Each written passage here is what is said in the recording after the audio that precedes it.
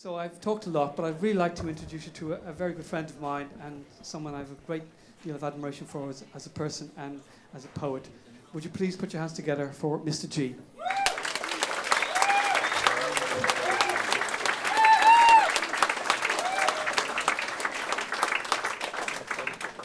Thanks very much, Wally. Good evening, ladies and gentlemen. How you guys doing? First, got to let you know I don't sing. I'm a poet, so I want to get into some poems right now. It's the first day of school. Just seeing how people react to that one, right? I'm a poet, so I do a lot of school workshops. I go into schools and like try and get the youngsters to engage in their creative minds. And one good way is like I'll sometimes ask a class, "What's your favorite animal?" You know, and so like you tend to get like usually the boys, they'll be something like, "Oh, I like a lion or a tiger," and they'll start making noises, "Ah," right? And then some of the girls, and not mean to be stereotypical, but they'll say stuff like, "Oh, they like butterflies or they like horses." You know, they'll just go for the beauty as opposed to the aggression, right? And so one time, a kid in the school asked me, "Sir, what's your favorite animal?" And I had to like pause and think. I was just like, actually, when I think about it, my favorite animal is a red-breast robin. Right? You know why? Because I've never seen a shy red-breast robin, right? And they've got no reason to be proud. Like a lion, I can see why a lion is proud, right? I can see why a horse is proud, right? But the way a robin just struts about, why are you so proud? You're so small, you know what I mean, So this poem is basically me just imagining a conversation between two red-breast robins that were singing outside my window early in the morning. This poem is called To the Birds. Two red-breast robins awoke early one morning, father and son sharing a moment of calling. In the magical hours between dewdrops and dawn when all is calm with the world, said son to father, "Dad, why do we sing? And puff up our chests and limber up our wings when it seems to me to be a bird is but a lowly thing when man is in charge of this world. He builds a nest so big it can make love to the sky. He wears feathers in all shapes and all colors and sizes. His wings are invisible, yet he can fly so high. So why do we sing in this world?" Said father to son, "Yeah, man indeed is strong. He walks as proud as a peacock and has the grace of a swan. He even goes a little cuckoo when the weather goes wrong, for he believes that he's in charge of this world. He puts a feather in his cap and tries to rule the roost. But whenever he gets scared, he feels the bump of a goose. Because we used to be dinosaurs, and that's the truth. And that's why we sing in this world." Thank you very much.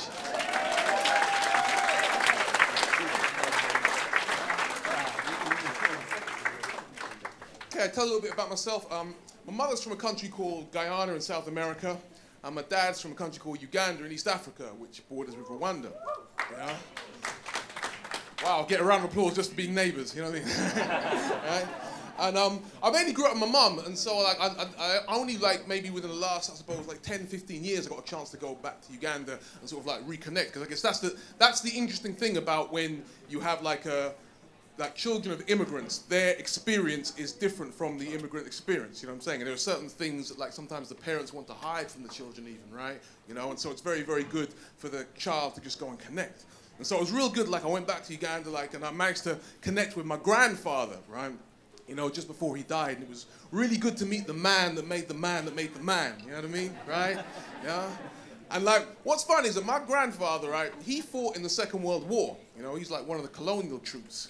And so he came over to England as part of some victory parade. I think it was like maybe 45 or 46, right? And so that's his only memory of England, right? And so his only memory is of like bombed out cities and war-torn towns, right? So whenever he meets anyone from Western Europe, right, he always says the same thing, like, "Did they fix the roads? The roads were terrible. Did they fix the roads?" But no, it was real good to meet him and chill, right? And like on his land, we've got avocado trees, right?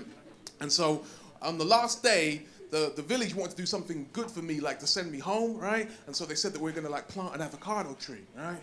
So I woke up early the next morning, right? Me and my brother woke early the next morning, and they gave me like the seed, right? And I kissed the seed, and like one of the villagers like just dug a little hole in the ground. I put the seed in the ground, and we covered it over. And like a local priest, he came up, right? And he said a prayer. And like the essence of the prayer is that now you are connected to the tree, and the tree is now connected to you. And so it doesn't matter whether or not you come back here in a year's time, in 2 years' time, in 3 years' time, or if you never come back here again. We will tell the tree stories about you so it will forever know your name.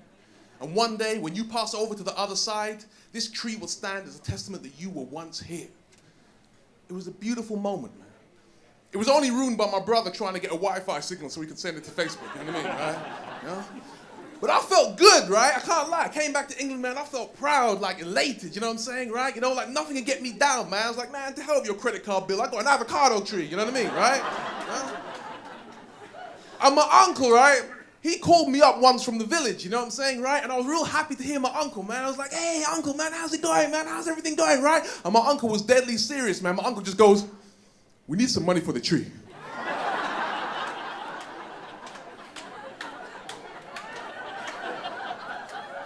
You need what? The tree. The tree needs some money, you know? And I was like, damn, man. Because I might, you know what I mean? I might have, you know, looked like I'm born yesterday, but I was up all last night, man. I know a scam when I see one, right, you know? And I started getting angry. I started saying, you know, why does my tree need money, man, you know? None of the other trees need any money. The other trees look like they're doing pretty good to me. I started even getting philosophical with my griping, right? I was thinking, wait a minute, man, you know what I mean? Money's made from paper, paper's made from wood. Giving a tree money, that's like giving a cow a beef burger, you know? But then my dad, man, he pulled me aside, right? You know what I mean? He pulled me aside and he just goes, look, son, you know, people in that part of the world, man, my dad's got that hidden wisdom. People in that part of the world, man, you know, they're struggling, you know what I'm saying? So maybe this is the only way he can ask for money and still be able to keep his manhood, right? So why don't we just like set up a Western Union transfer and just say that the money's for the tree, you know what I mean? And that way everything's cool, man, you know? And I was like, yeah, you know, you're right, man, you know. That tree's got an Xbox now. Wears a new pair of Nikes. Follows me on Twitter. Me and that tree are connected, man, you know what I mean? Yeah. But it made me start to think, you know, like, why does that part of the world, you know, why do, you know, like, people will say Africa needs money. Why does Africa need money, right? I don't get it, do you know what I'm saying? Like, I go over there, I see people growing cocoa, growing coffee, growing tobacco. I know how much a spliff of Starbucks and a Mars bar costs over here. Where's my money going, you know? And I realized the money don't move like that, you know? So I wrote this poem, which I guess deals with, like, some of the reasons behind war, and some of the reasons behind poverty, which is the movement of money and the International Monetary Fund. So this poem is called A Song for Sixpence. A penny for your thoughts, $1 for a kiss, £1 if you tell me that you love me. Some pay euros to the bureau, rupees to the committee, naira to the highest interest loans that fund their cities. It's the credit crunch meal. There's no extra fries for a country's deal. There's no supersize or apple pies or cereal box surprise for defunct appeal. A cataclysm of capitalism, the winds are whistling in your fields. Yet revision of the global system shows a financial prison that people feel. So when did your recession begin? Was the IMF called to step right in? Were you forced to sell your raw materials at a lower price and advised to buy food from abroad stored in tins? When did your banks collapse? Was there a third world debt saddled on your backs, with interest higher than a junkie's desire to underline a fiscal rise in income tax? When did your inflation go through the roof? And were your dictators held as living proof that you were probably better off as a colony with another authority governing you? When did you lose your currency to the world's free market economy, which relies on some countries staying poor forever for the rest of our high street prices to remain cheap? You see, poverty doesn't work without somebody getting hurt, without somebody facing war atrocities or citing abject poverty as their only perk. So we want cheap oil, cheap food, cheap prices all the time. Well, we need cheap labor to slave in cheap countries under cheap dictators all their lives. There's no currency in compassion. Banknotes grow as the cock crows because woe is everlasting. Every cent is red. Every shilling has a chilling upbringing. So despite the failing financial system, you can guarantee that somebody's making a killing. So a penny for your thoughts, $1 for a kiss, and I'll give you £1, but only if you tell me that you love me. Thank you very much.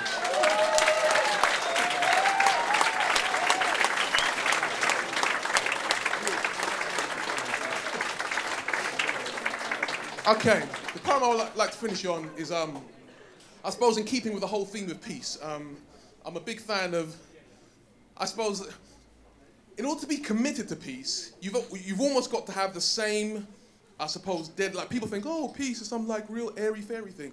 In order to be committed to peace, you've actually got to have the same dedication as someone who's committed to war, because essentially that's what you're fighting against, you know? And so I'm a big fan of Martin Luther King. And this is a poem, I suppose, that's Martin Luther King's last speech was, pardon me, go tell it on the, oh no, I've been to the mountaintop.